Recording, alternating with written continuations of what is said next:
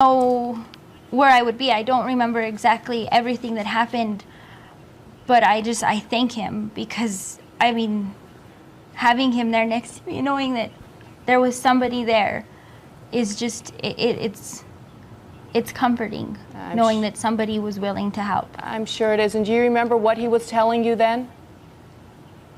No, I remember hearing him scream and saying, "Oh God," when he got hit. And I remember him like continuing to talk what was being said. I mean, I can't remember all of it.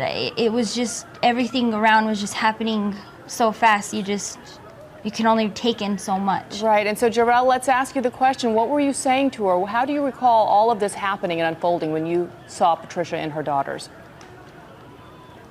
Well, my first thought was seeing them two on the floor, and I noticed that she had her son in her arm and her youngest daughter held to her left arm, and I was just trying to guide her out. I was like, we have to go. And when she looked at me, she said, "I'm just here with my two kids."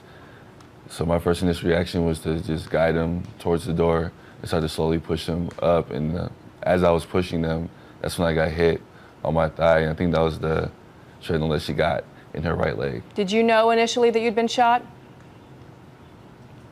Initially, no. It felt just like a sharp pain. But when I tried to move my left leg, I went down and I looked at my hand and noticed there was bleeding.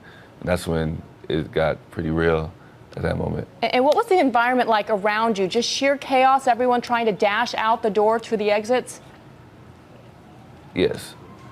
Patricia, your daughter, I remember you saying that she actually fell, your 4-year-old daughter, and you shielded her. Tell us about that frightening moment.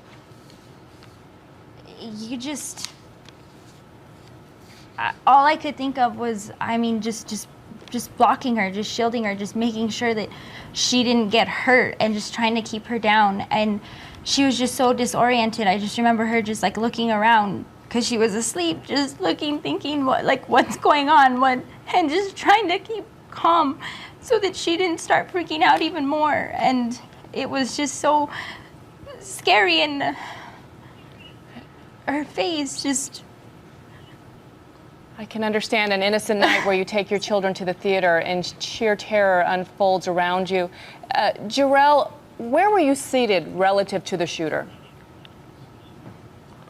I was about 6 rows away from the back exit.